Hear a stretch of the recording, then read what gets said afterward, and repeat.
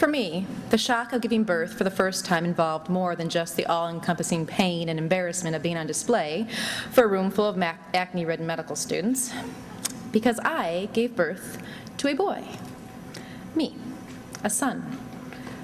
Me, a mother of a boy.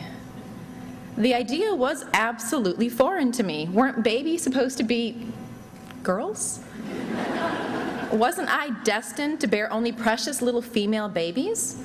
Wasn't I supposed to have a house full of pink and ruffles? Isn't that what I'd always dreamed of?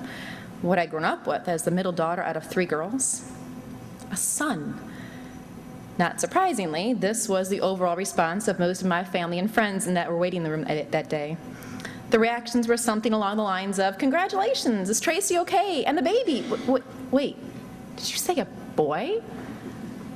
Needless to say, I fell madly in love with that little guy, immediately and overwhelmingly in love. It was exactly like I'd read about and exactly as I dreamed. The delivery room was overflowing with tears of joy and laughter, and you've probably watched a baby story at least once or twice, right? You get the idea. But while I was totally in love with my baby son, I was absolutely, completely thrown for a loop by all of the blue hats and blue socks and blue overalls. And more importantly, I was completely overwhelmed for what it would mean to be the mother of a boy. Somewhere around his 3rd or 4th week of life, I broke down on a phone call to my mother.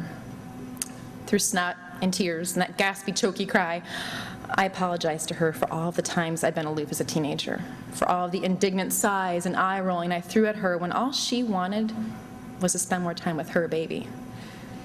I couldn't imagine my own precious infant turning away from me. I couldn't imagine being treated the same way I'd treated her. She cried with me and consoled me and reassured me that she understood then and understood now that I have always loved her. She also threatened me with bodily harm if I ever made her cry while she was at work again. The hormones abated and crisis averted. I hung up the phone and shakily stared at Justin's sleeping face. I tried to picture him at 13, at 18, at 25. I envisioned him pulling away as a teen, graduating high school, moving away and getting married and having a family of his own. I wondered, would he ever talk to me about parenthood and life the way I just talked to my own mom? Would he treasure time with me the way I treasure time with my mom? Do grown men do that with their mothers?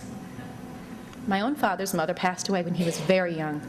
I never grew up in the witness of an adult mother-son relationship, and I realized I had a very real, very deep fear that I would become the classic mother-in-law and the butt of all the jokes. I feared that one day Justin's future spouse would resent my very existence with degrading remarks about how intrusive I was to their relationship and their family, and how I just couldn't get a life of my own. Once I ran out of tears over that scenario, my mind turned to my own mother-in-law. I thought of how she treated her son, my husband, with love and respect. I thought about how he continues to share his life with her. I thought about how the two of them have always been so open with each other. And then I remembered a day back when Patrick and I were still dating. I found a package of condoms lying on his bed. I snatched them up and said, "He shouldn't leave them out like that. His mom might see them." "I didn't buy them," he said. He said that his mother must have left them on the bed for him, just in case. I was mortified. But for Patrick, it was totally normal. That's just the type of relationship he had with his mom.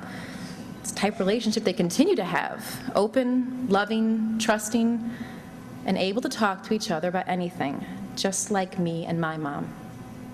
And then I realized my mother-in-law also cares for me, and not just as a daughter-in-law, but as a daughter, and as an adult woman who is capable and intelligent.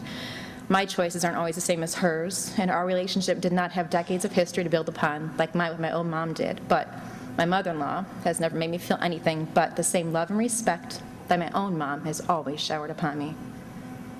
Looking down at my tiny son's face, through my tears and my fears, I realized I already had 2 fabulous examples of how I wanted to mother my son.